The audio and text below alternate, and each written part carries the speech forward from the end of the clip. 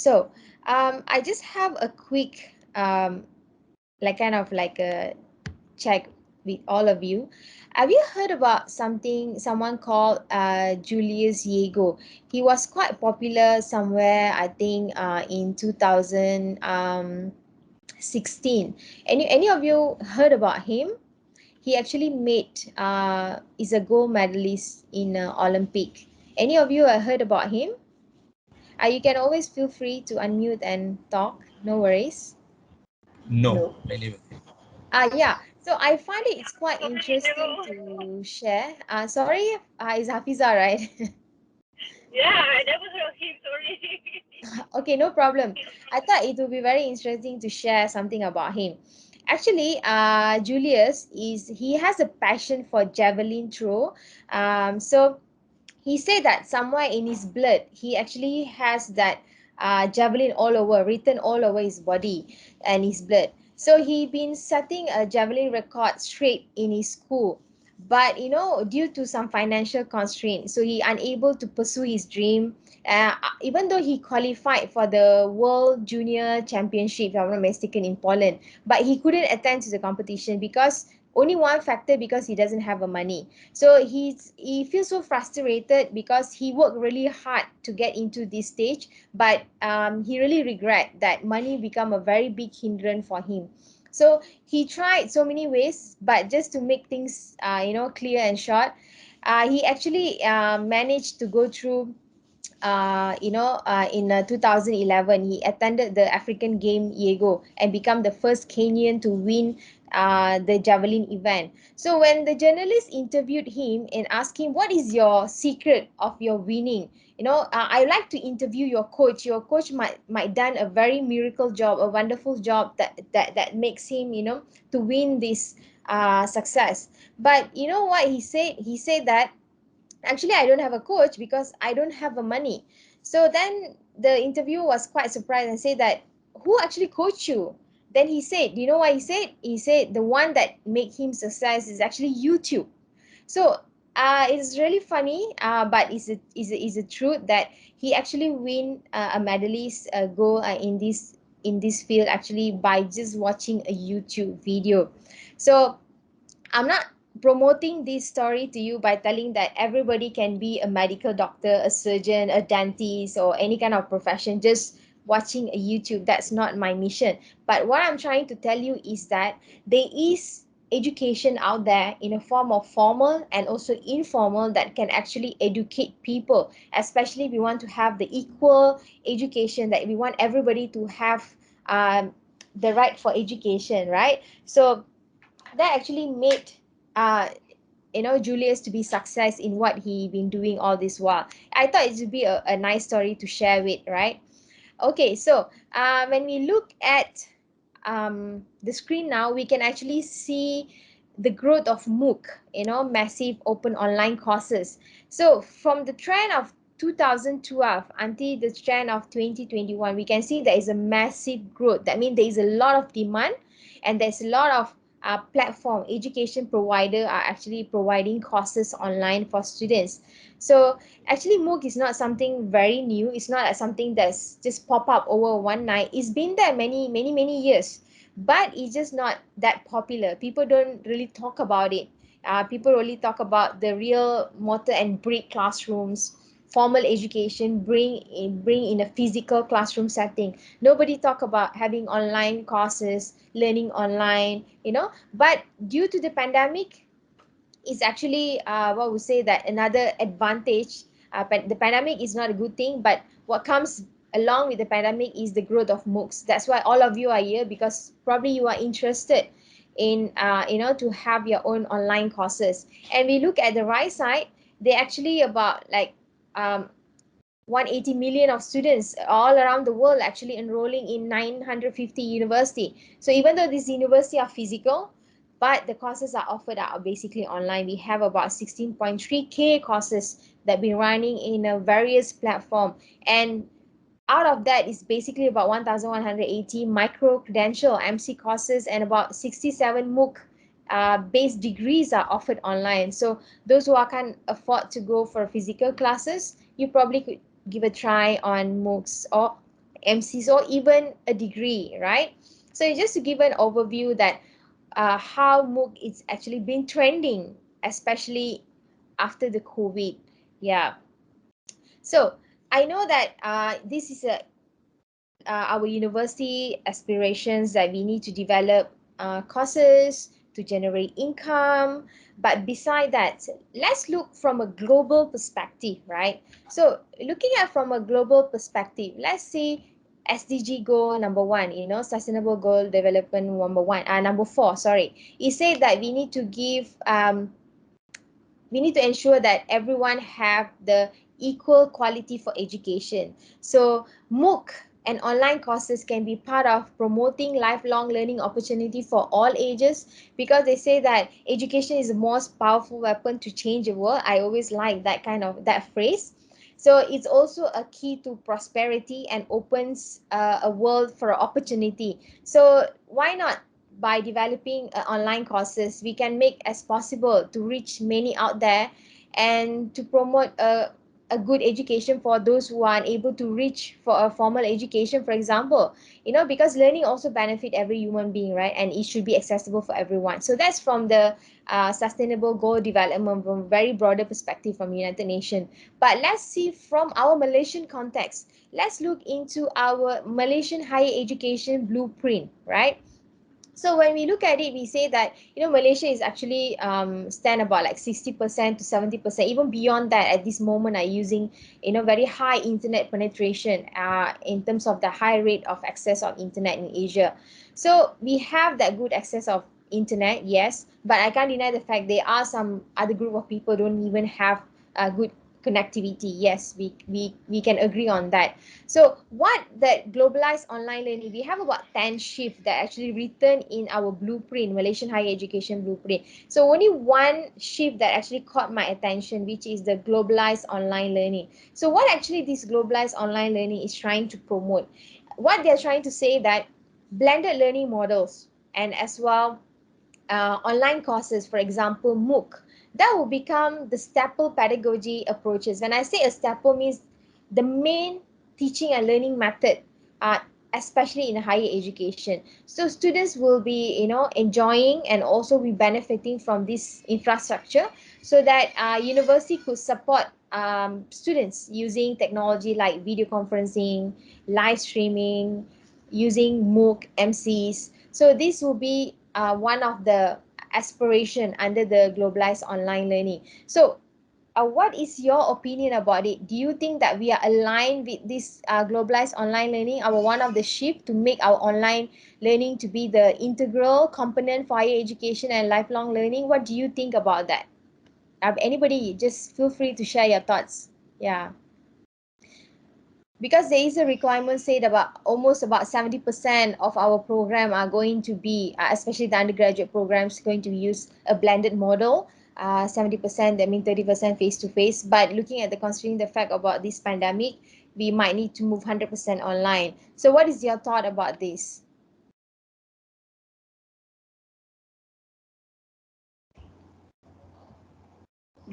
I think it's difficult in medicine Yeah. because, especially also medical and as well as sciences, because we will need to do practical session. So I'm yet to see some innovation in that particular aspect. Yes. Yeah, you are right. So, when it comes to courses that require skills, and also not only about knowledge transmission, yes, we still need to have that face-to-face interaction, especially you don't want to get treated by a medical doctor just being certified online, right? You just want to get, any medical procedure done by someone only just certified online. So that's really questioning the credibility of a medical professional, for example.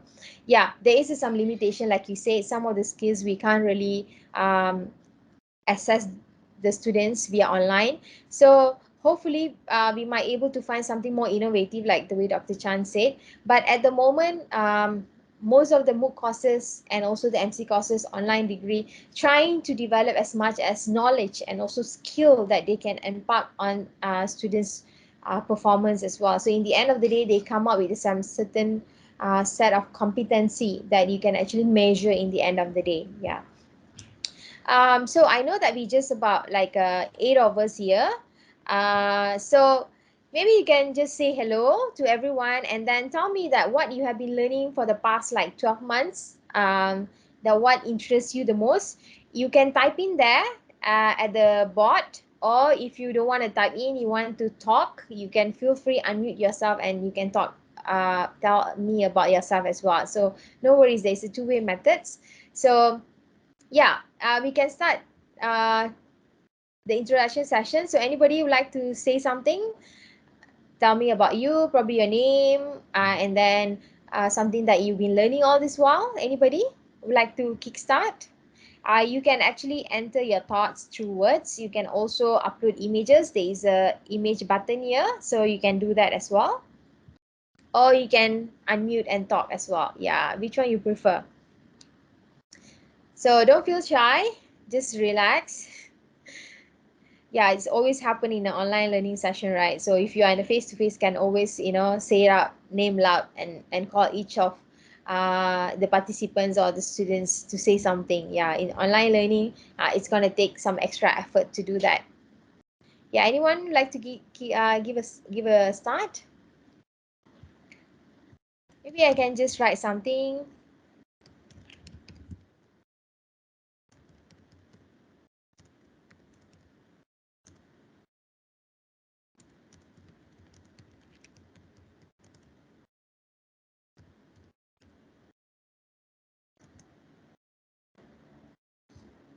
Anyone else want to try?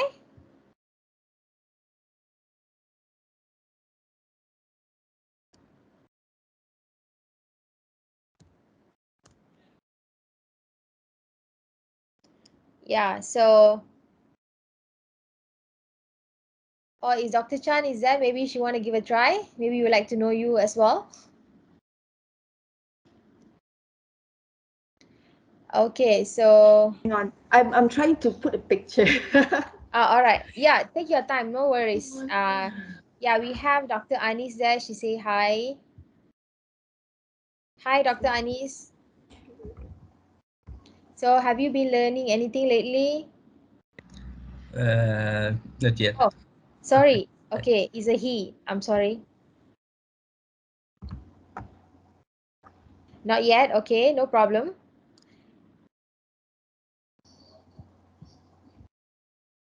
Yeah, okay. Dr. Chan just uploaded something. Okay, so is it an abstract portrait or something, Dr. Chan? it's derived from something called messy. Messy. So I Okay. think, yeah, that's, I mean, a lot of learning happening, but yet, it's not structured, and that's also a lot as we help people to learn. That's also a lot for us to learn. All right. Yeah, I can understand that totally. So you're trying to connect information, so everything is not yet connected, right? Yeah. And you're actually sharing your and thoughts. and we are learning as we go, and yet we are also teaching as, yeah. Yeah, teaching is a part of learning as well. So yes, you definitely get there. Yeah, so I have Dr. Lian. I've been learning almost everything. Yeah, every day is a part of learning, right? Yeah, so this is one of the way that you can actually use interactive whiteboard and just to chip in some information. So with your students, you want to get them to say something or share something. All right, so let's go. Let's move on. Okay, actually, I have about 10 of you there. Okay, so um, in the end of the day, I hope when you go back, all right, so you'll be able to identify the differences between MOOCs and MCs, and we can see how the design process of MOOC and MC is being done in University Malaya using different kind of platform. But today, of course, we're just going to look at our official platform, and then, of course, embarking journey into course development requires some kind of thought. So we want to see whether you want to have a clear strategic intent before you are embarking the journey of developing of MOOC and MC. What are things that you need to take into consideration to ensure that your readiness your support team, your program. You will discover all that before the end of the session. And of course, in the end of the day, I hope that you're able to come up with a very structured cost mapping that is very appropriate for MOOCs and MC development in University Malaya. All right. Okay, so for your learning comfort, so always feel free to ask questions. So if any questions that I unable to answer from the e-learning division part, we will collect your questions and address it to edX so that they be able to give you a right answers for that in case if I am able to answer certain questions. And please participate, get engaged in the session. And if you have any bright ideas, excellent ideas, do share with me, because that also helped me to, to make my presentations and my content more engaging for future audience as well. All right. So we're going to have a lot of presentation, discussions, demonstrations by showing you into the platform, of course, and a lot of brainstorming session that you will be doing with your team members with some collaborative tasks throughout this 3-hour session as well. So I hope it will be very beneficial. Okay, so I'm going to take you on a journey. So first we're going to look at what is MOOC and MCs, and then let's look into the official MOOCs and MC platform. I'll share with you the process flow between FOM and EDAC, and you keep hearing EDAC and why EDAC is coming in. I will explain that to you later. And then we look at the design process. Since you are having an intent to develop a MOOC or MC courses, we also want to look at the best practices of MOOC and MCs based on the MQA requirement, and also look at that FL stands for Future Learn. So Future Learn approaches to learning, what kind of learning steps we have, the learning design, learning types. You not to worry too much on these too detail. When you already into the process, you get all this along. But I just want to give you a pre-information so that you are aware of what's actually happening in the Future Learn platform. And we are going to look into a bigger picture. This is where you need to help me to tell me what is your expectation, what about your intent to develop MOOC courses and MC courses, and what is the value behind that? Remember that you say that you also purchase courses, so there must be a factors that lead you to purchase your courses. So we need to have that the value, the compelling values that makes your user to buy your courses as well, because part of it, developing courses, is also income generation for you as well, right?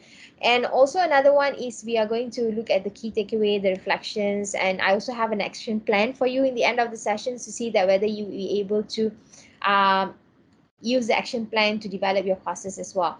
So first, we are going to look at what is MOOC and MCs, and let's look into the platforms and also the process flow.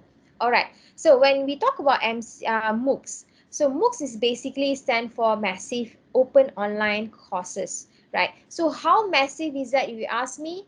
It's actually very massive because it can actually cater for a large capacity number of students to enroll. So you don't have a limit.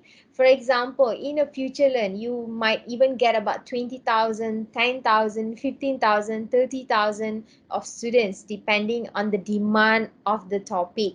And how open is that? It is very open across the global. You might get learner from different age, probably even elderly about 65, 70, even young as maybe high school, SPM, STPM level in the context of Malaysia. And then you might get people from different various background. If it's a MOOC, you probably get students who don't even have a basic knowledge as well, so your courses can tailor made for public as well, and or prerequisite for MOOCs, right? Then your courses can be a free courses, can be a paid courses. So there is some kind of steps whether it's paid on or not paid. So there are a lot of choices for users as well. And then of course this course is online as long you have the internet connectivity and it provide the synchronous. And if you have the capacity to do a synchronous session with your learner, you can do that as well, right? So of course, course refer to a unit of a teaching, a module, depends on the platform. Different platforms calls in a different names. So that's what MOOC stand for. So it's massive, it's open for everyone, it's available online, and everybody can learn anything anytime, anywhere. All right, so that's the MOOC definition, of course, based on the MQA document as well. All right, so anything else you want to ask about MOOC before I move on? Any question?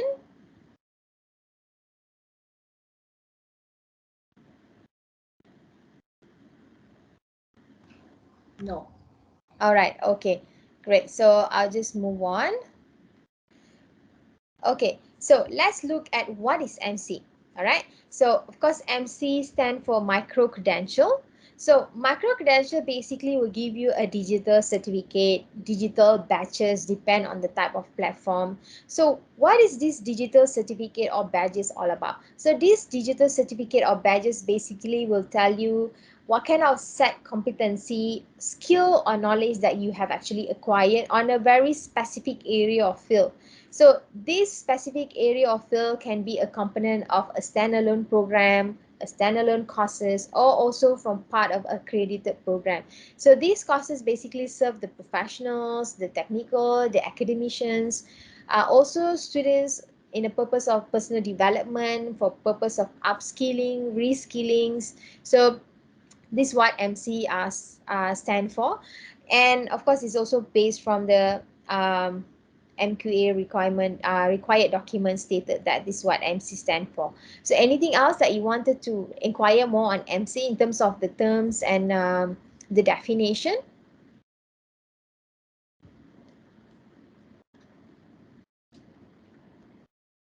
All right, so I will move on.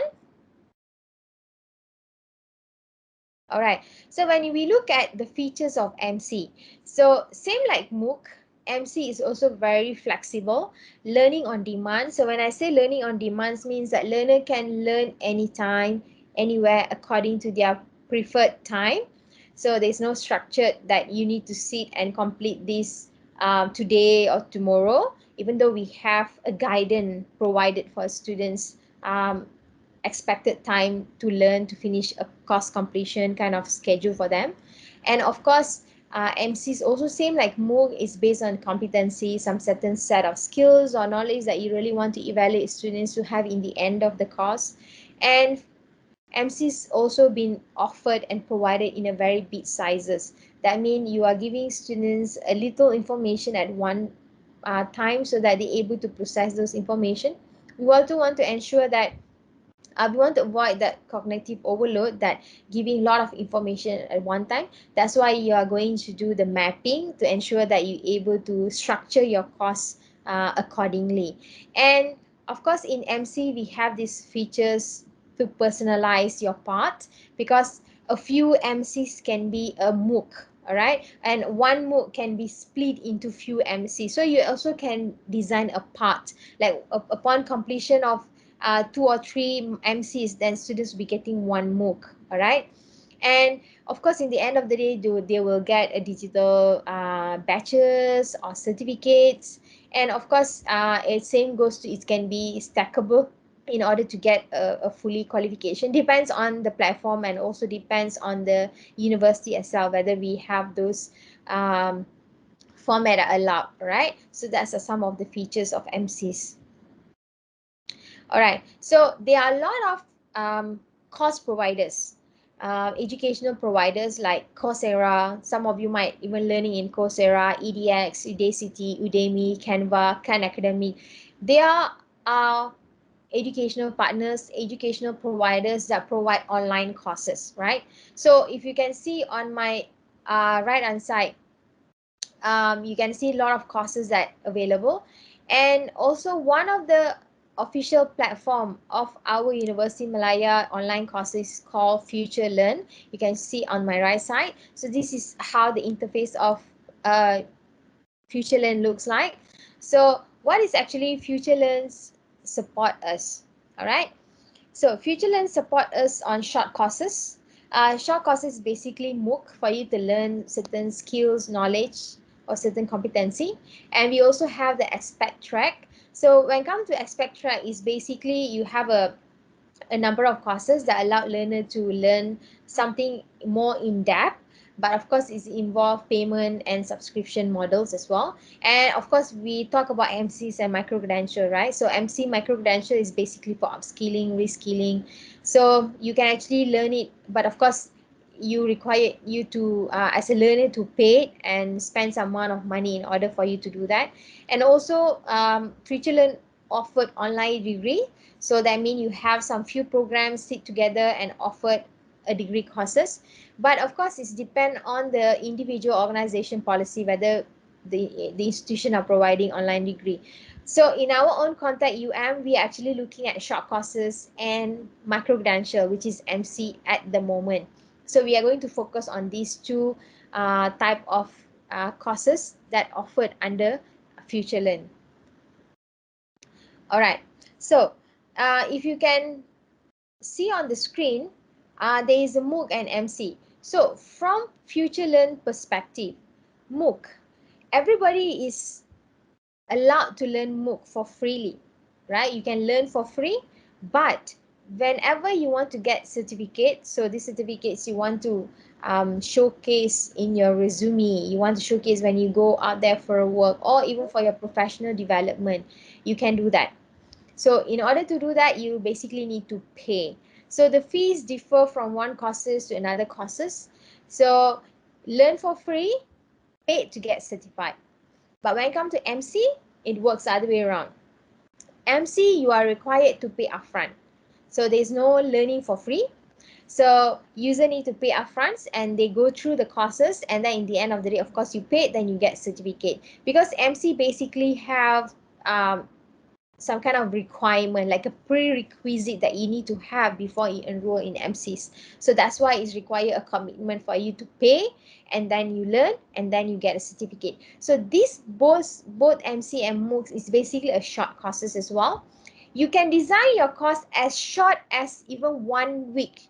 If you look at on the right hand side, this is basically food and medicine final assessment course.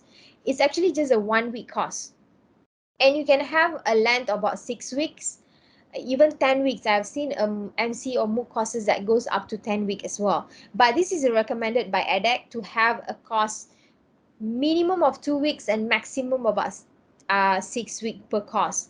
And then you can also design students learning time for them. For example, you can say that in a week student can spend like 1 hour or 2 hours, even 4 hours per week learning time. Depends on how heavy is your course, how lengthy is your course. All right, so that will give you a quick idea about the courses that you have in your mind, whether you want to go on MOOC or you want to go on MCs, right? So before I move on, anyone else have any question that you'd like to clarify?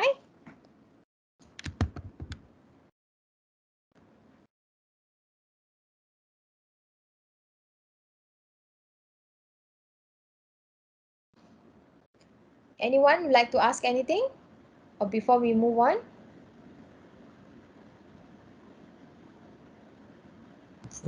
For me, no. Just All right, okay, great. So I'll just move on. Dr. Vina, Yeah, sure. so IUM, did you have done this before? So do we have any course that have been offered through MOOC or even MC that is successfully getting students and Yeah, we actually have. Okay, let me see if I can just show you some of the courses that available. Okay, I'll just do the screen sharing. Yeah, there are quite a number of courses that actually on run,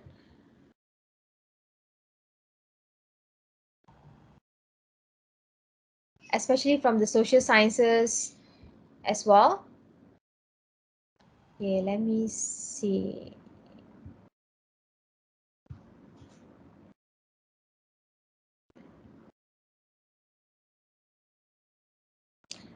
Okay, so let me see if I can just put our university name, if you can find any courses there.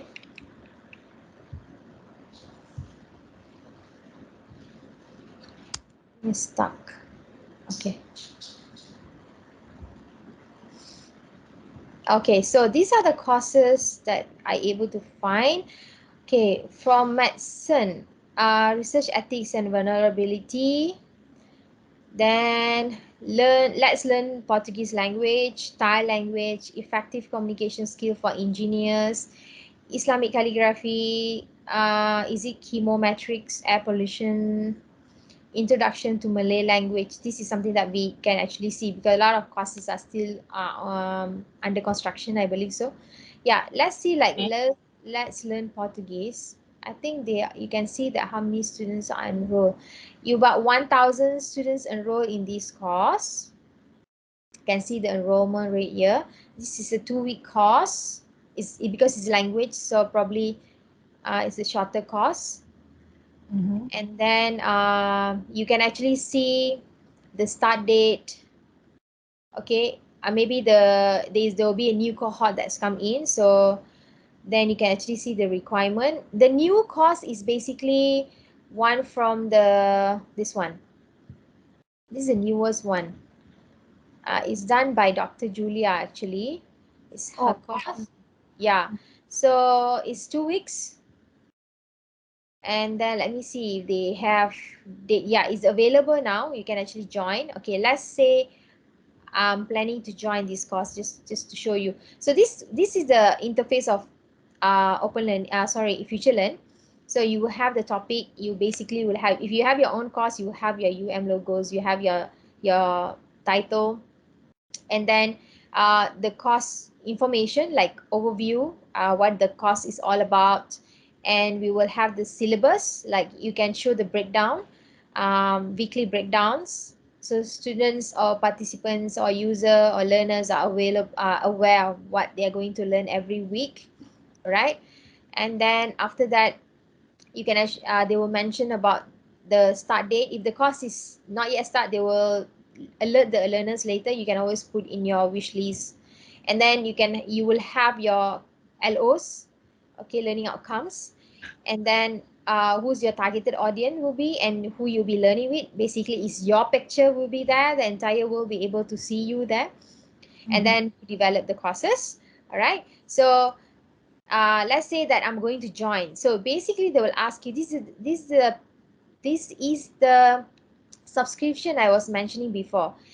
You can join for free, all right? You can get access for 4 weeks. Even though the course is 2 weeks, they always give you a grace period extra because you'll be having some students will be joining in between, right? So whoever joined, regardless of whatever point of time, they always have access for 4 weeks. So after the 4 weeks, if you are free students, you won't be able to view the courses anymore.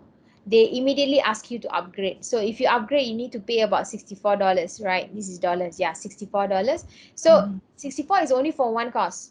That means you can access this course as long it's on the Future Learns, and of course you will get a digital certificate. But in order for you to get the digital certificate, you need to fulfill like 90% or 70%. There is a requirement that when you are become the course developer, you get all this detail, no need to worry about.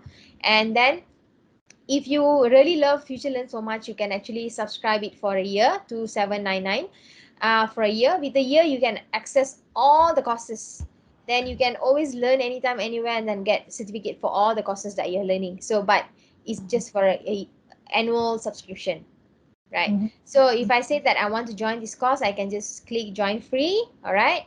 And then it will prompt the way I want to learn. So let's say I want to learn free, then I can go save and go to the course, right?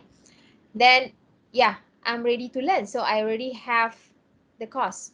So this is basically how your course will look when you are in a Future Learn. So it's just week 1 and week 2. Yeah.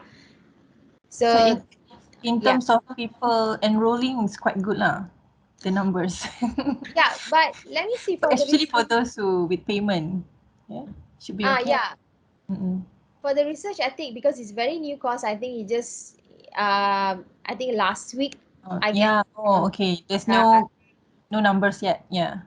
yeah, even there's no one, is there anyone actually discussing anything here? Yeah, so it's still a new course, but of course in terms of promotions and everything, it's basically done by edX and also FutureLearn for us, so we don't need to worry about that. Yeah. Yeah, so let me show you another one. This is a micro credential. Okay, the micro credential will be a little bit different. you can see that, of course, there's a duration. They already give you cost 144 in the beginning itself. And then they also mention the level, postgraduate. So in order for you to enroll in this food as medicine, you already need to have a requirement. So when I click the requirement, I can see. So this course is actually especially for doctors and other healthcare professionals who are wanting to apply for membership of this AINE, who have completed a minimum 2 courses of using food. I mean, there is a prerequisite before that. In order for you to do that, you need to complete this. Yeah, so this will be a little bit different compared to MOOC. This is MC because MC will have some prerequisites that you need to take. Yeah. And it's not free, you need to pay. Yeah. So that's some example that I can share with you. Right, so let me just go back to the Nearpod. Yeah, so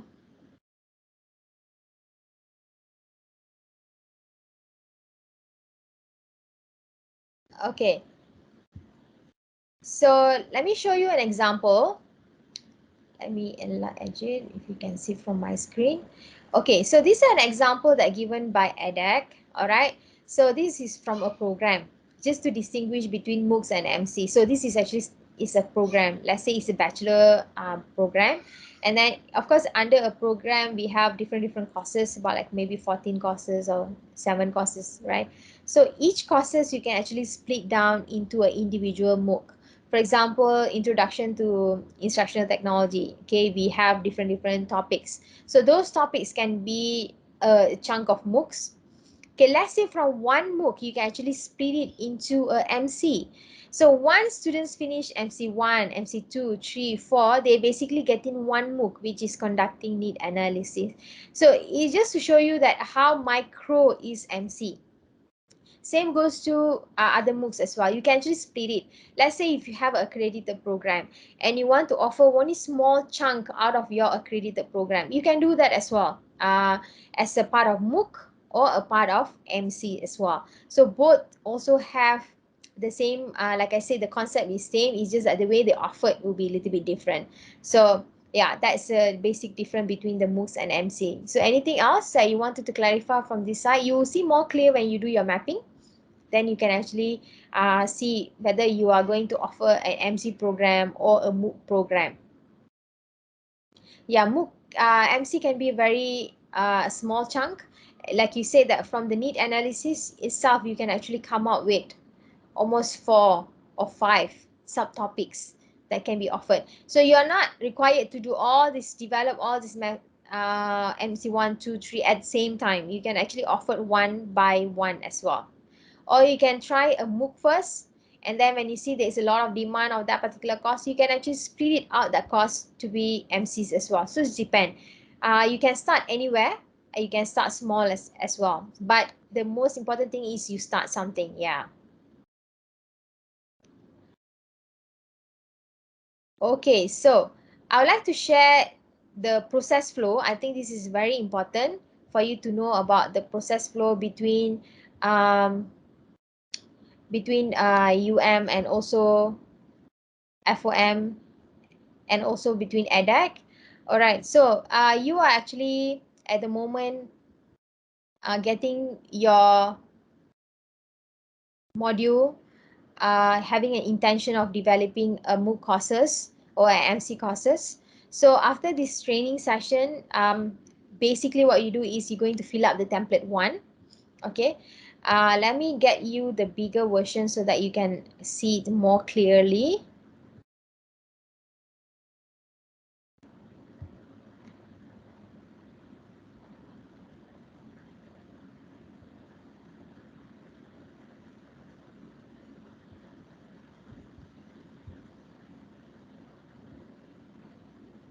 So from this, let me see if I can share. Okay, let me know if you can see my flow chart. Do you able to see it? No.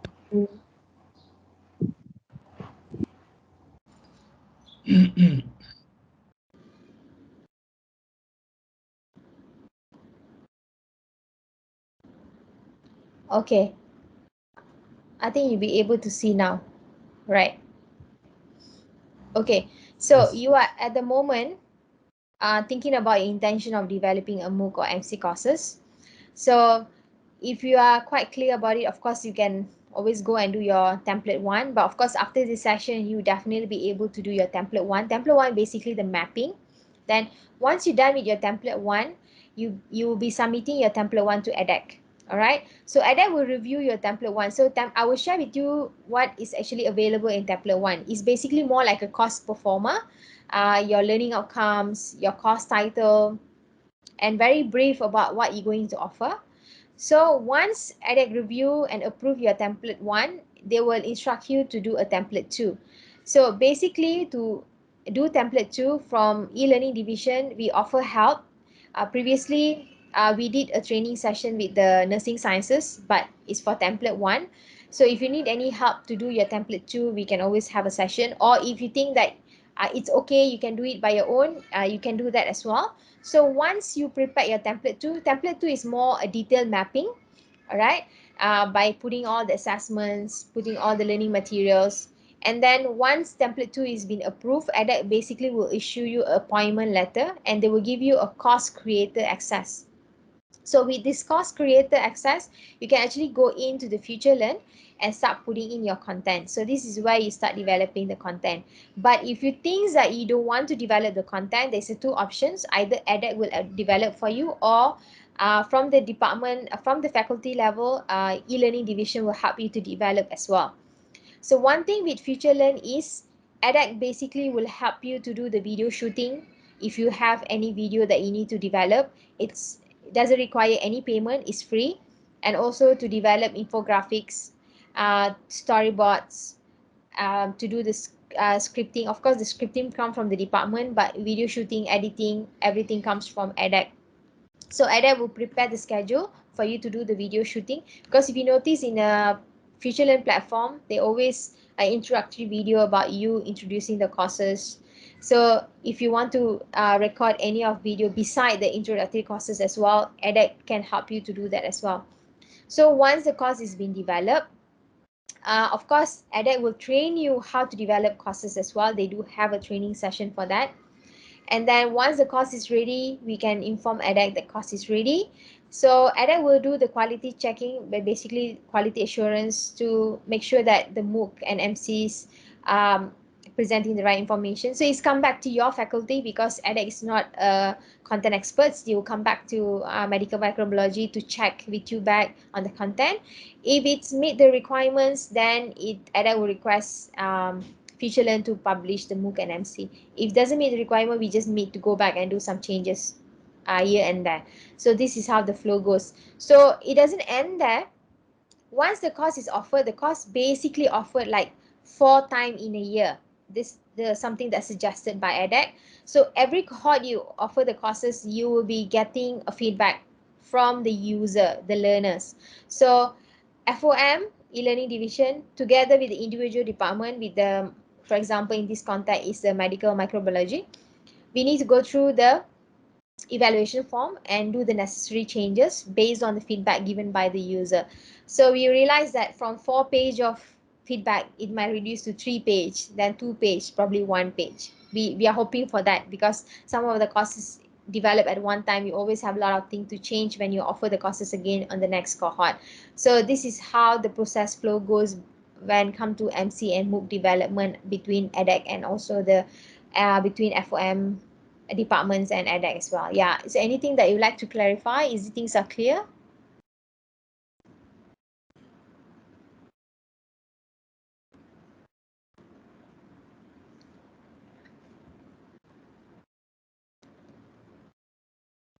Okay. No, it's good. All right, great. So okay, so that's the process flow. So now let's go back to our nearboard. Okay, so that's the process flow. So now we're going to look at some good principle of MOOCs and some learning approaches, designs, and learning type. So based on MQA, so a good MOOC should have an outcome base. Like I said, it should have some kind of skill, some kind of knowledge, some kind of competency that you're trying to assess students in the end of the day. And it should be very personalized. That means it's self-regulated. It's all it's all asynchronous for students. They can do it anytime, anywhere. And think about from the industry driven. Is it something on demand, or is it something that industry a set of skill that someone need to require is either for upskilling, uh, upgrading something they are doing so that they can perform better, or reskilling, getting a new knowledge and do something different. All right. And of course we need to have some secure, shareable and transparent platform. And this, in this context, you don't need to worry about, because we already have a platform which is FutureLearn. It's secure, shareable, transparent, because we paid a lot of money for this. University Malaya pay a lot of money for that. So it definitely something that very, very secure and trustable platform to use it. So this is based on the MQA document. So a component of a module, okay, like the way that you have your performa, this is not something new. It's the same thing like the way when you apply in online learning. You need to have that get starting. That means you need to inform your user about your learning outcome, your course descriptions. All this important essential information should be there in the module. And then you have the module content. Your content can be shared with the user, with your learner, in the form of videos, in a form of text, podcast, video casting, and etc. Different platforms have different ways of presenting content, and I will share with you that what kind of content you can develop in FutureLearn. And then we have a lot of learning activities, because this is what keep user going from getting bored. You've been there in online learning, you've been part of the community of practices, then you know that how easy and how challenges online learning can be. So having a lot of collaborative projects, portfolios, video developments, reading, quizzes, case study, discussion, if it's appropriate, simulations, you can embed as many of tools that you want for your learners to benefit the best learning experience while online. And then of course you need to have an assessment, not necessarily summative assessment, but you can have formative assessment in any point of your time. And if you think that alternative assessment will be better, then you can do that. So when I say alternative assessment, not the multiple choices, you can have a like video development, writing blogs, come up with the video productions, come up with infographics, something different, that you can do that as well. And then of course, in online learning, we need to provide support for students by giving them as much of learning resources. These learning resources can come from your own, something that you gather, that you curated from different sources and shared with the students, or something that you get it from a web-based content, if something related to the module or content or course that you are teaching. So this is the basic component of a module. All right, so let me share with you the approach for learning in a FutureLearn. So what happened in FutureLearn is that FutureLearn always believe in four main ideas when you are presenting content to your user. Number one, they always encourage you to start your courses by telling stories. Why they say that telling story is important?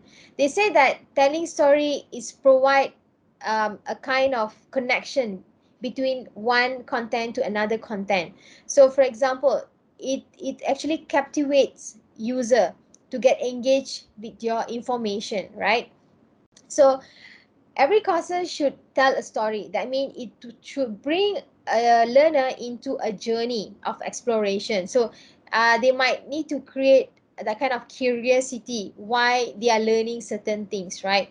So that's why they always encourage that every step in this course should be linked with those previous and subsequent through a storytelling, some kind of engaging track. So and every step should have a kind of purpose why you are doing that, right? So that's the most important thing.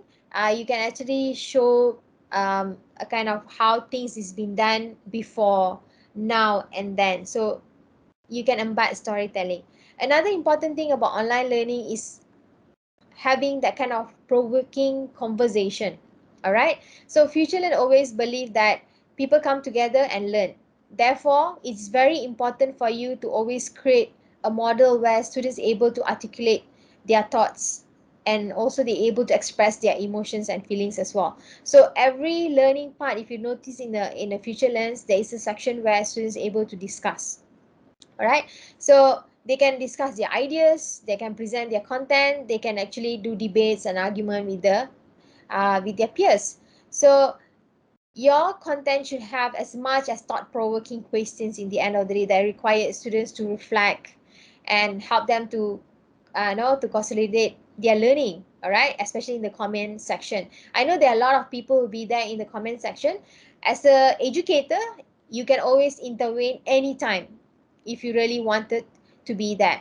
So FutureLearn say that they need something more like a provoking, meaningful conversation and not just telling yes, no, you are right, good, not good. I mean, it's not that. So we need to have more structured answers for students, right? Another thing is in open learning also they believe that courses need to be very meaningful. So it's built by practitioners like you, the course able to develop, demonstrate, showcase any kind of skills into the courses that allow learner to go out there and apply it. All right. So you need to give them a space to explore, apply themselves. And some of it you will be surprised that they might even want to test it in their workplace, industry, or even in their further study. So with enough practice actually can lead them to a demonstration to improve their skills. All right, so your course need to have that kind of opportunity for them to learn new skills and enhance their current practices, and so that with the limited time that they have, so it's going to be a very wonderful system. That's what FutureLearn say, right? The last part is about celebrating progress. So what actually we are celebrating here, if you notice that learners should be given an opportunity to check the understanding of every single concept they have been learning. So this can be done through quizzes, through tests, some kind of meaningful feedback. So that will guide them to support them for future growth. So this is what I mean by celebrate success, right? So just not just involved into learning without meaningful, but we want something to be very meaningful. Yeah. Anyone want to ask something?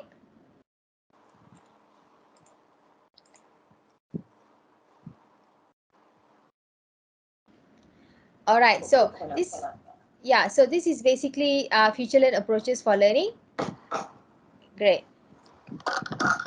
Okay, so when come to the course development, so this is basically the FutureLearn life cycle, I would say. First, what we're going to do is we're going to plan. That's basically the course proposal. All right, and then after that we do the learning design, that's the designing part of it. And then of course we're going to develop the course, which is the bill. We're going to look at the mapping and then develop of the courses. Then you're going to run the courses, and the review part is basically the monitoring and evaluation. So the process goes again, probably there is need some changes of the course and all that thing, so you can do that. So this is basically the life cycle of the courses. All right, so let's look into the learning steps. I think this is something that might interest you as well. So in FutureLearn, there are few learning steps that are available. Then you can actually think about what kind of learning steps that actually best fit for your course and can link to a very great example, that something works with other FutureLearn courses. So these steps can be within some kind of activities, and you also can consider how you can use this learning step that you can link to a group throughout the week. You can do that as well. So for example, we have articles. So when I say in articles, it can be a typical words about 500 to 800 words, and that requires students to read about like 10 to 15 minutes of reading. All right, so it can be a case study, it can be an extract, it can be an instruction from you as a educators, or a short essay, some evidence. So articles, not just an article, you can always accompany with some images, diagrams, slides, infographics to support the articles as well.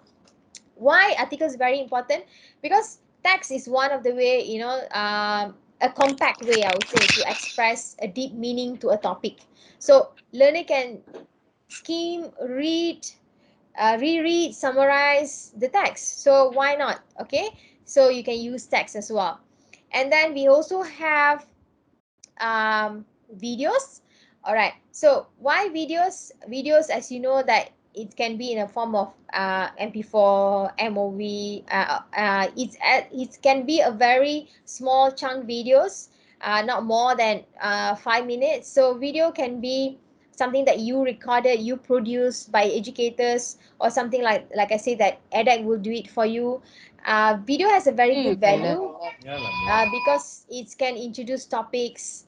You can actually present the educators and motivating the learners as well, because it's give you very dynamic processes. And a lot of people love videos because they like to use their visual and auditory as well to learn, and also text will be there as well. So you can do that, you can use audios and videos as well. And then of course discussion, like I say that learner can add their comments in future learn steps. Discussion steps also encourage learner to respond to each other. All right, so why it's worked very well, students learn through conversational because it's a very valuable kind of discussion with peers. And they also learn how to write. Okay, writing to learn through knowledge building. This is a part of discussion as well. So we also have other kind of activity, for example, like poll, like the way I did poll with you uh, in a Nearpod. We also have a poll. You can actually gather some feedback to get to know about what students think about something. You want it to be part of checking students' background, you can do that. And we also have audios, like the way you have videos. You can also do podcasting. Another word for audio is podcasting. You can record certain content and then upload it in the learning future learning steps. You can do that as well. And the last one we have is basically the exercise. When I mention exercise, is basically you can use external hosted content to be framed within a future learn. For instance, maybe you have an interactive stimulation like with HTML exercise host. You can do that as well. So you can actually get third-party tools to put it into your as a part of activity as well. So all these things actually have a guideline, which when you are already into a learning step, when you are developing a course mapping, you get to know more in detail. Yeah. So any questions that you like to clarify on the learning steps that are available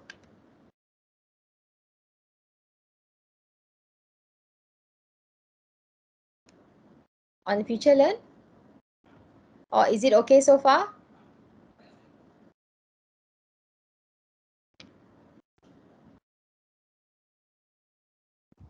Yep.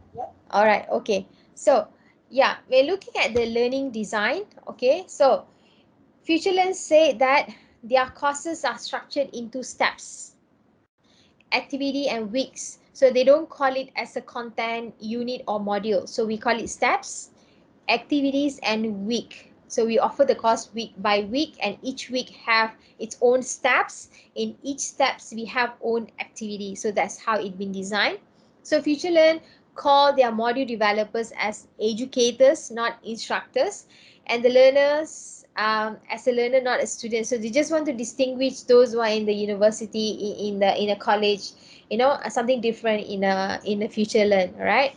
So FutureLearn say they support comments and discussion, but not forum like the way we have in our spectrum. And the role of educator actually change when you are in an online context. So you're not longer someone who transmit knowledge, but you are there to support and build knowledge to your students. So that's why they are called educator rather than instructor. You are not instructing anyone, so your role change when you're in online setting. So at the same time also, the steps in the activity helps the learner to have uh, conversational in the context of educational setting. If you notice, like I said, in the future lens and every pages, basically there is a discussion that's going on, and the activities are designed in a such a way that you can help students to have active learning. So when I say active learning means that you are focusing on student centered, that every activity makes students to contribute knowledge and also to contribute their skill. All right, so not just a transmission of knowledge, but you are involve them into the learning processes, right? And also they have weeks. So every weeks there is a progression bar that shows that how much students have learned over the time, so anything that they need to complete. So this shows that how committed our learner is, and learner can keep track about what they have learned.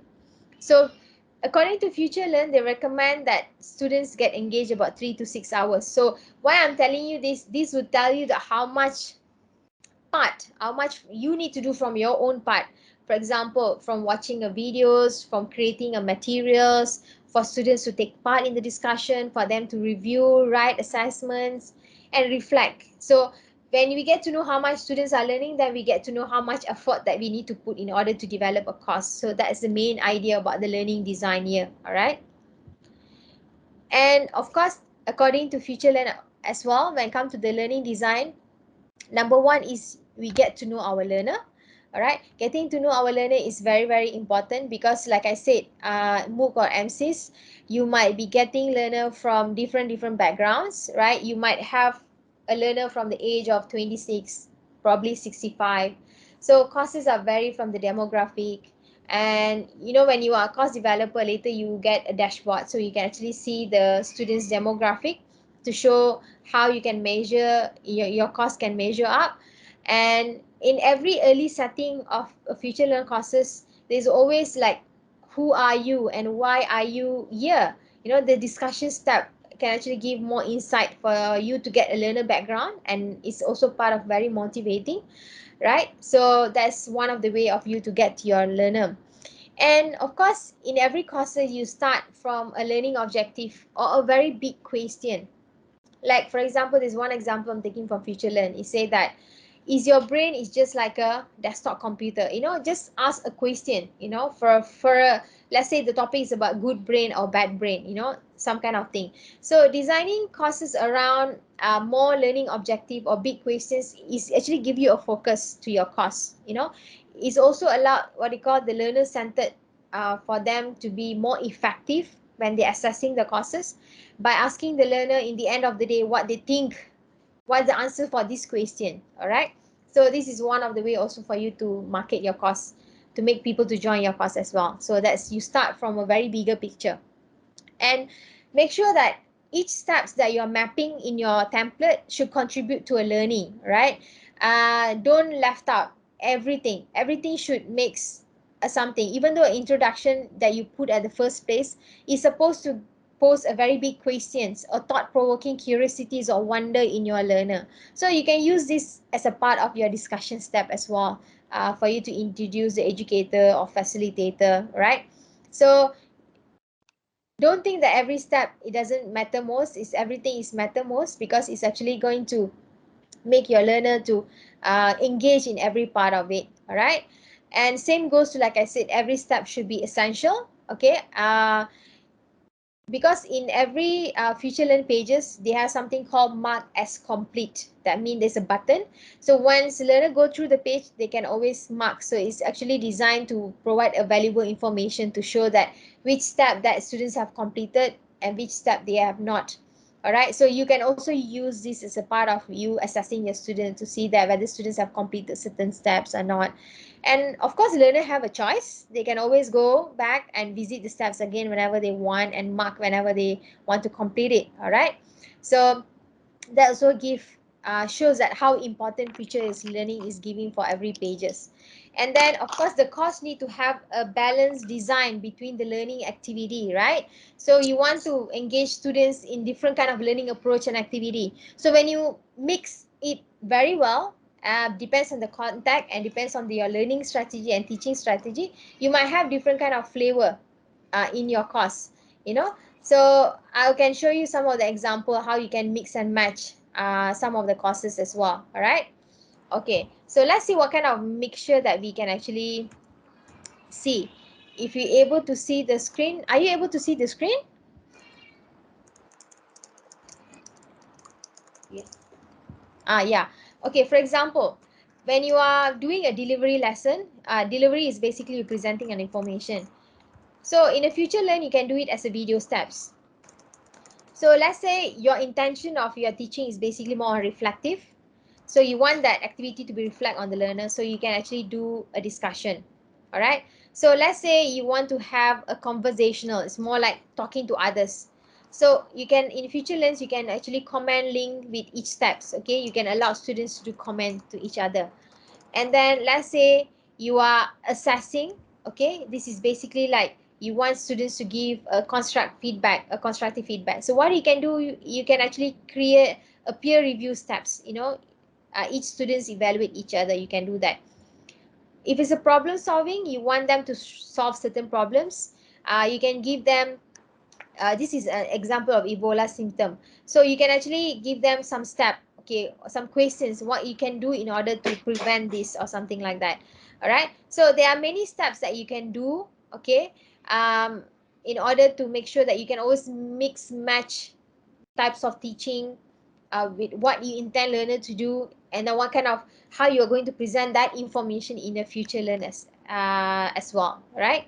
So that's the example for you. Okay, so any question that you like to ask from here, from the learning part?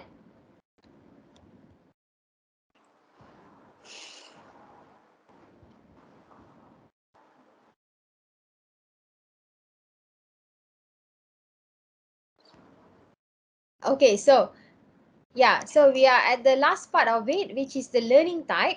Okay, there are lots of learning type available for students to learn. So this is basically a framework.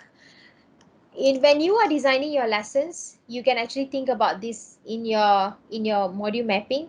Whether you want whether you want your students to investigate certain things, or you want students to practice, or you want students to collaborate with each other, or as simple as just read, watch, or listen, or basically they want to do more on discussion, that learning through a conversation that lead to commenting and also social interaction, you can do that.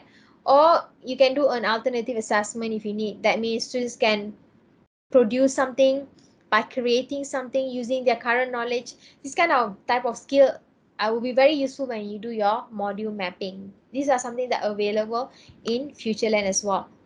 So these are the roadmap that I showed you before. So now I will get back to you now to think about if you are designing a course, right? Think about the impact, right? If you, let's say you are developing an academic program, undergraduate program, it require you to put a lot of effort. It's very high effort because it's very massive. But in terms of the impact, do you think that it will reach out many audience compared to when you do a postgraduate program? It doesn't mean that postgraduate program doesn't require a lot of effort. It's require a lot of effort, and it's actually have a lot of impact as well. Same goes to professional development program. Either you're doing for a lifelong learning, just for learning knowledge, or you think that you're doing that as a part of upskilling or reskilling. So this will give you um, I would say a diagram that shows you the impact and the effort that you need to spend in order for you to do your own MOOC or MC courses as well. So with that bigger picture, you can think about the intention, okay, why you want to develop this MOOC or MCs, what kind of program that you have in your mind. I think that you already have a program, and your target audience, are you going to partnership with any organization or industry, and about your readiness as well, right? So any of you like to actually have something here for you, you can actually do it by yourself. You can actually start drawing and writing on the board. This is your individual board. You can do that. Maybe you can share, or you want to say it out loud, you can actually unmute and share what you think about what I said just now, about the entire MOOC and MC process. What is your intention, what kind of program you want to develop, about your readiness, your partnerships, and I mean like a collaborative. Yeah, so anyone who like to share, you can write, or you can share as well. I think someone is also writing over there. Yeah, you can write and you can also share. So anyone like to share from what you have heard so far about your intention of developing courses? You have anything in mind? Are you planning to do like a MOOC or MCs, or are you still thinking about what program to do? Anyone would like to kickstart? Actually, I don't quite understand your chart. Why? What do you mean by impact versus effort? So does that mean that the academic program, the postgraduate, will have high impact and high effort? In what sense that that Oh, for it will postgraduate requires a lot of high effort, and in what sense it will be high impact? Okay, when I say I have put means, of course, you need to put, when I say effort means come to us when you are developing courses is an effort, right? You need to put a lot of, developing courses itself require a lot of manpower, resources, it's time consuming. Putting courses that you basically run traditionally in the classroom, face-to-face session with the students. Now you are redesigning in online mode. So definitely it's require not just pick whatever you have in your face-to-face and dumped it into online. It doesn't work that way, right? So you need restructuring, redesigning. So it's require a lot of times. For example, when you are doing your mapping, like you probably have in a week about 9 steps. When I say 9 step means article, videos, audio. So you have different steps. All these things require energy for you to do it. It's require a lot of time. So I say it's have a very high effort because you're going to spend a lot of time, okay, to develop those programs or courses. When I say it's have a very high impact because your postgraduate program are targeted for working class. So you definitely see a lot of people who like to enroll that because it's involved people are working, is people with families. It's unlikely with the undergraduate. It's just their focus is just to study or something like that. So that's why I say that you might get a lot of market when come to postgraduate students because they can learn anytime, anywhere. Because this is not their primary education, they have actually acquired their primary education. This is basically for them to probably to enhance more skills, something they already have. So they have that leisure to learn according to their own time. So you might have lots of people want to enroll it because the kind of flexibility that a working class, a family person would might need it when they wanted to enroll in your courses. So that's what I mean by the impact and the effect when you are creating a courses. Yeah.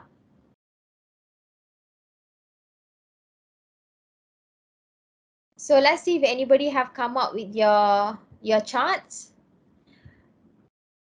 Nobody. I only can see dot dot. Anyone? Or I think somebody will just give a try how to use the bot. So Dr. Chan, what do you think? You already have your intention. I know you have your program already, right? We only have intention. Yeah. Interest. Yeah, so you have an intention. That's very good. That's the first start. I believe you also mentioned to me that you have some courses in your mind, right? That you wanted to do as a MOOC or MCs. I believe from that courses you already know your target participants, and maybe if you have somebody that you want to collaborate with, you can think about that as well. And the most important thing, the readiness, all right, to develop. So that's why I give you this big picture for you to brainstorm, to think about before you embark into the journey. Of course, I would like you to develop a courses, your department to develop a courses. Yeah. So these are the 5 things we have to first think about, right? Yeah, just for you to have it in your mind, because I know that yourself and your faculty members, your department members, have the same thought, right? Okay, how do I come in? How do we kickstart this? So I'm just giving you some kind of opportunity for you to think about it, like a brainstorm kind of thing. I mean, even though we talked about this before, it's just for everybody to get to know about it. Yeah. What do you mean by readiness? Are you ready to embark into the journey? Like do the mapping, the process, the flow I show you, right? Someone need to take charge and start do the mapping and then submit and then do the development process. Like I said, from proposal, it's not really a proposal, a mapping, and then design the course and then run the course and evaluate the effectiveness. It's all entire process. So to get to know that how ready are you in developing courses. That's what I mean by readiness. Yeah. Okay. Yeah.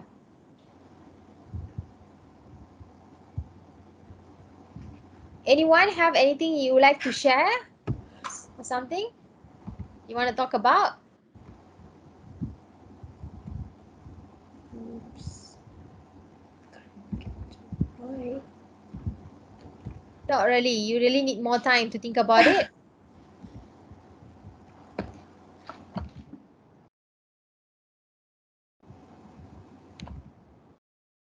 Yeah, probably you might need more time to think about the entire MOOC on MC, but of course, I really encourage you to go through it. The MOOC and MC's process development. Yeah, you had a chance to look into the templates, Dr. Chan? Not exactly. All right. But I forwarded to the rest Okay. of the team. Maybe we can look at it together here. Yeah, sure. Let me just share the templates with you as well. Okay, I'll just show you the templates.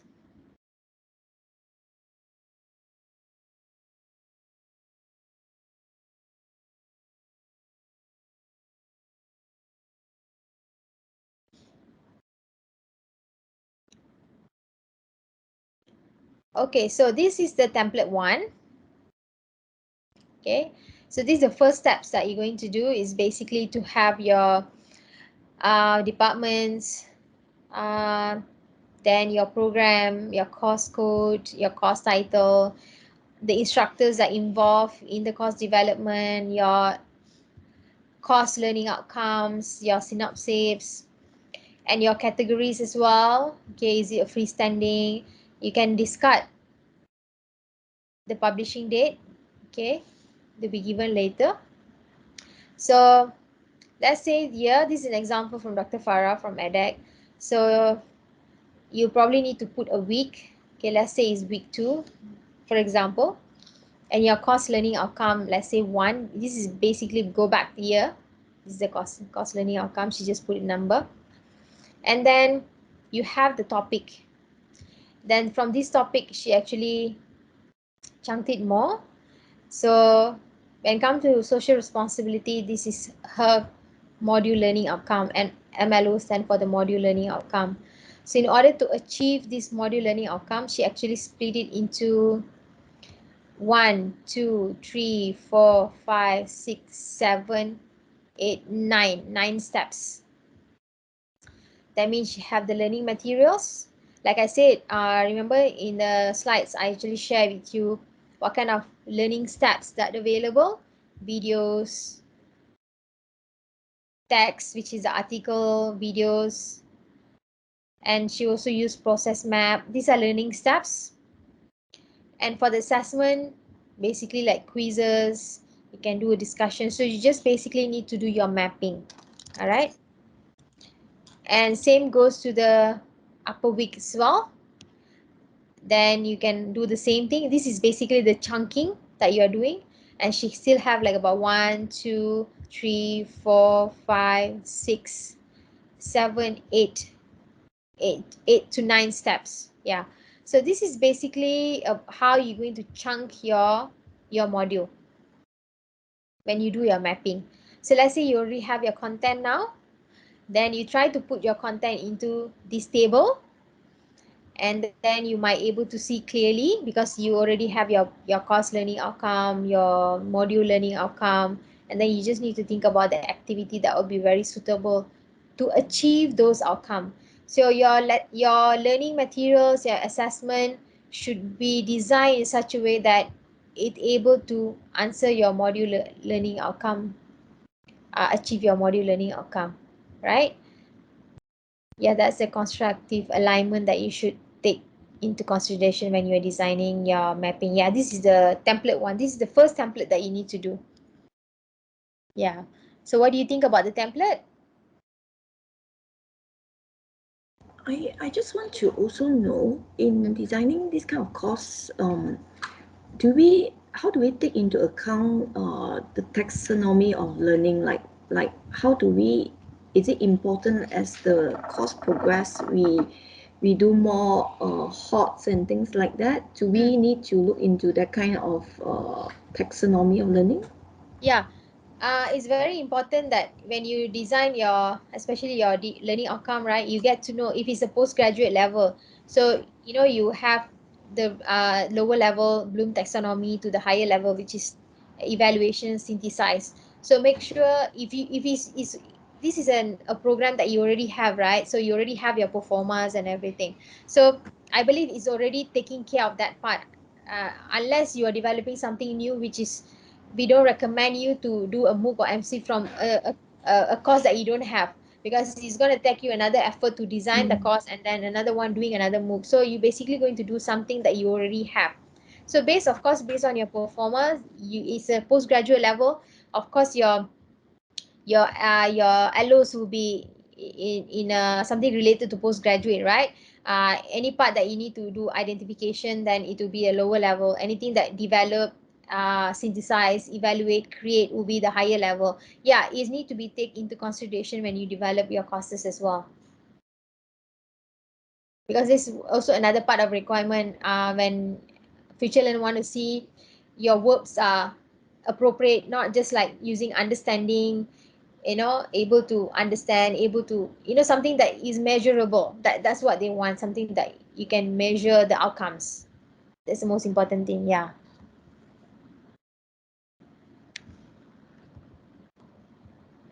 So you think that this is something is doable, Dr. Chan and the rest of the team? Yeah, it's like you say, if you just move on from your current course to this, it's Yeah. possible. You just have to make all the learning activities. Yes. Yeah, you are absolutely right. So it's from your existing course, then you can actually map it.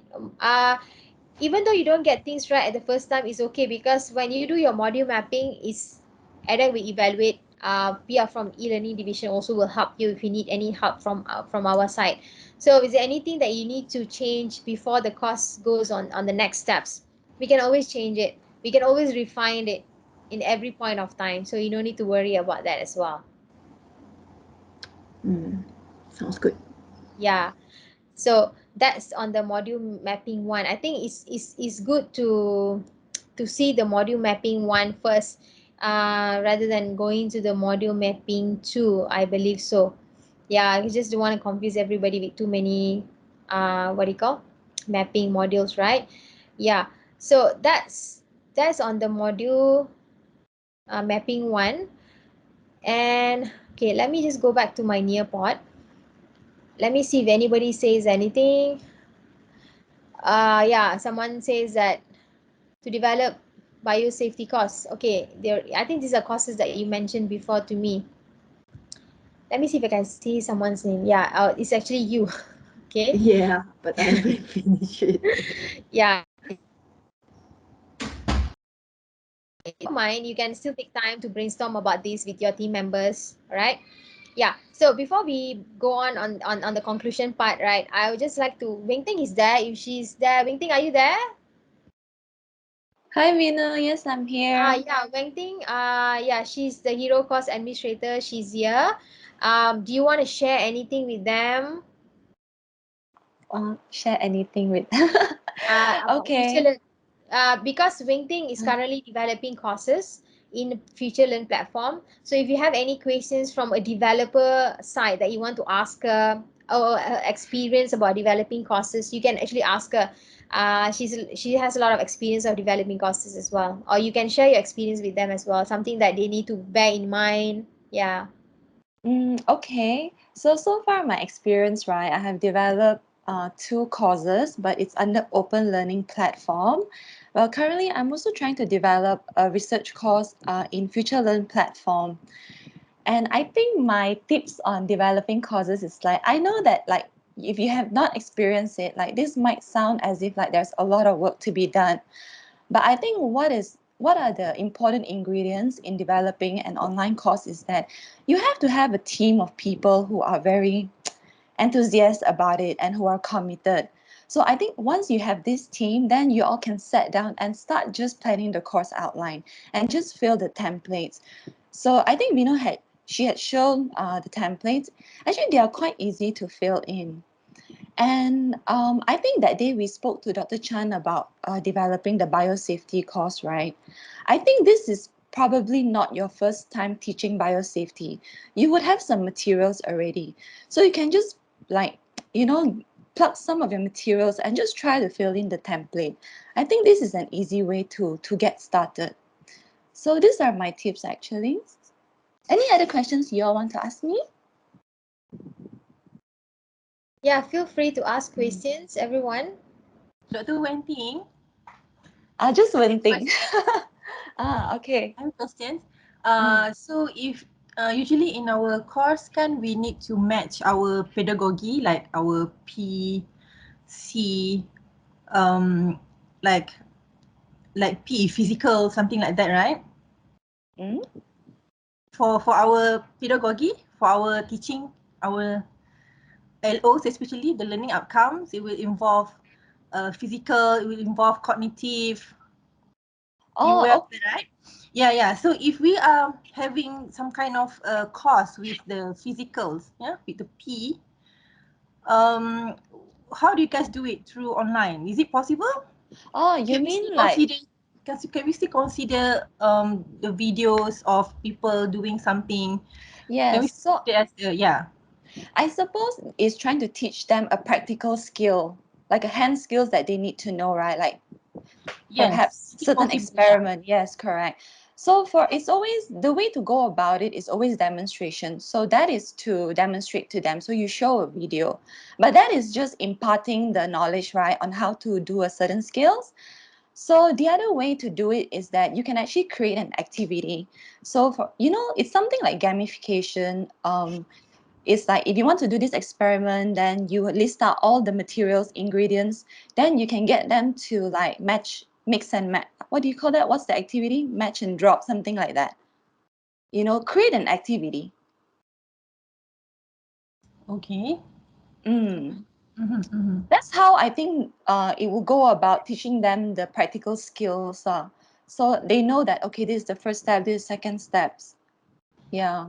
Mm-hmm, mm-hmm. So it still Mm. can be considered lah. It we Yes, can, can. yeah. If like suddenly in audit kan, do you really do something with movement? What? Yeah, Sorry, among but the students. so far I have to say I suppose your discipline is more laboratory, so there are a lot of skills. But currently Yes. the courses that I develop are mainly social health.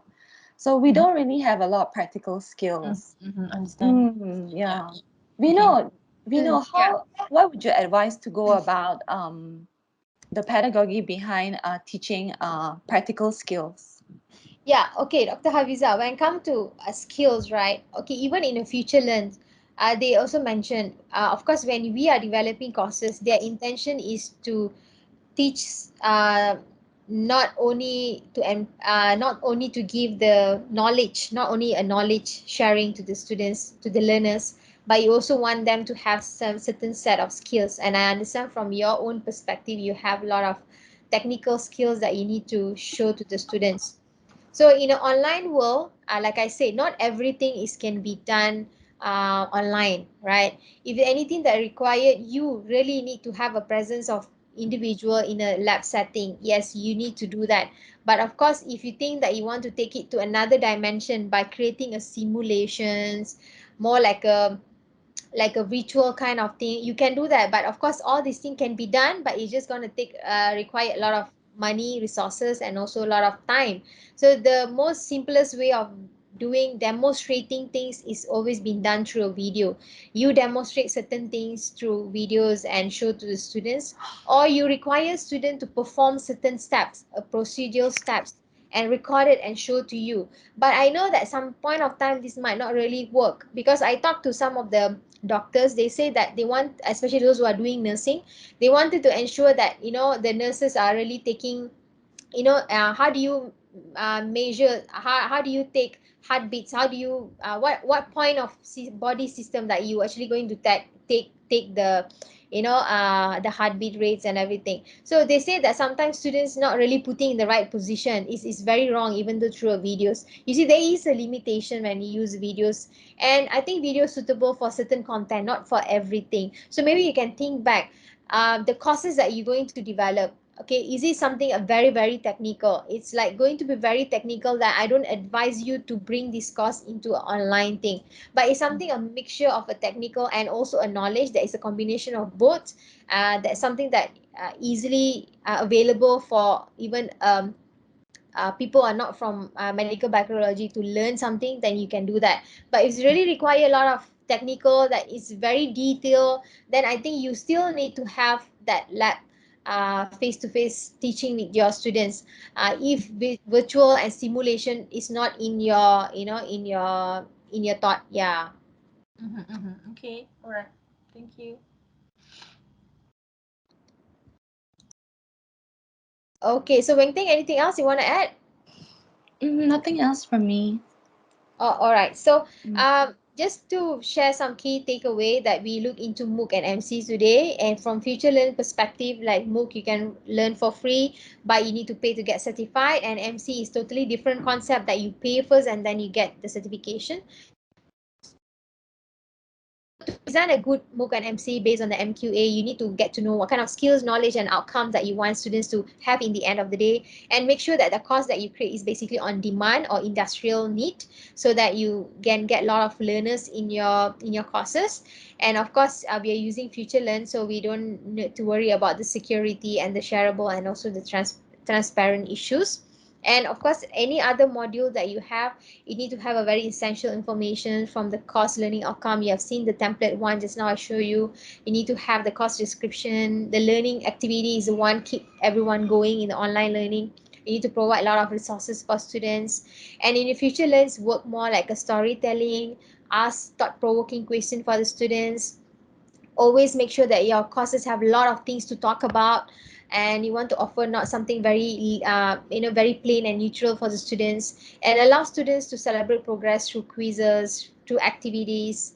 And there are a lot of learning steps available in Future Learn, like articles, videos, discussion poll videos, and also you can also use exercise mean embedding third party tools. You can do that.